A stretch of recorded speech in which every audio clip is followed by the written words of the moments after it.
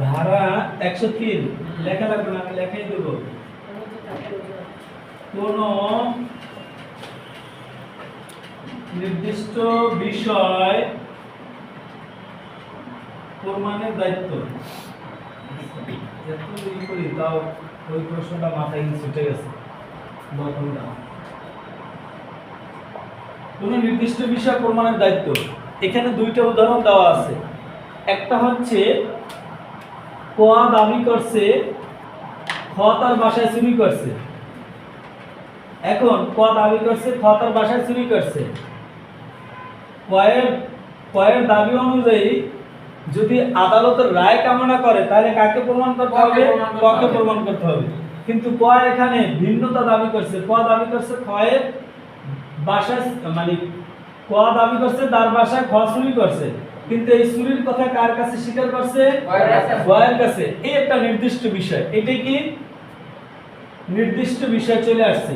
নির্দিষ্ট বিষয় যে আমার বাসায় চুরি করছে সুমন, এই চুরির কথা আবার কার কাছে বলছে? মনির ভাইয়ের কাছে বলছে। এখন এটা দাবি করছি আমি। এখন সুমন ভাই যে মনির ভাইয়ের কাছে স্বীকার করছে, এটা আমাকেই প্রমাণ করতে হবে। এটা কি আমাকেই প্রমাণ করতে হবে। 103 ধারার বিধান মোতাবেক 101 ধারার সেম ক্যাটাগরি যে দাবি করবে তাকেই প্রমাণ করতে হবে। এখন 101 ধারায় পড়ে আসছেন শুধুমাত্র বাদী, কিন্তু 103 ধারায় শুধুমাত্র বাদী না, এটা কখনো কখনো বাদীর উপরও বর্তাইবে, কখনো কখনো আসামির উপরও বর্তাইবে। কিভাবে আসামির উপরে বর্তাইবে একটু দেখি। আপনি একটি খুনের মামলায়, তাহলে আমরা ধরে নিলাম, যেহেতু উদাহরণ খুন দিয়ে দিতে আসি, তাহলে ধরে নিলাম সিপিসির ক্ষেত্রেও প্রযোজ্য হবে, সিআরপিসির ক্ষেত্রেও কি হবে? প্রযোজ্য হবে। বুঝতেছেন? হ্যাঁ, 103 ধারা।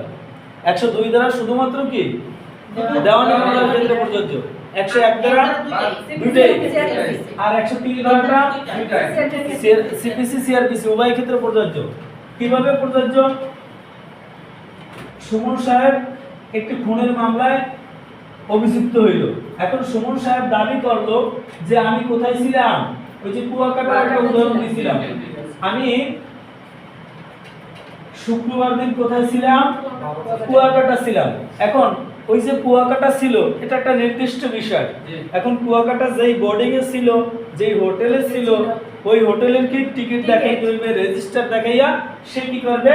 প্রমাণ করবে সে এই ঘটনার সাথে জড়িত না। পিলিয়া পেলিবি অন্যত্র থাকার অজুহাত দাবি করতেছে। তাহলে এই সুমন 103 ধারাটা কি আসামির ক্ষেত্রে প্রযোজ্য হইল না? আবার বাদীর ক্ষেত্রে এই প্রথম উদাহরণটা প্রযোজ্য হইল। তাহলে 103 ধারাটা বাদীর ক্ষেত্রেও প্রযোজ্য হবে, বিবাদীর ক্ষেত্রেও কি প্রযোজ্য হবে। বুঝছেন তো? দুইটা উদাহরণে কি মাথায় সেট করে নেবেন, কখন বাদীর ক্ষেত্রে, কখন আসামির ক্ষেত্রে।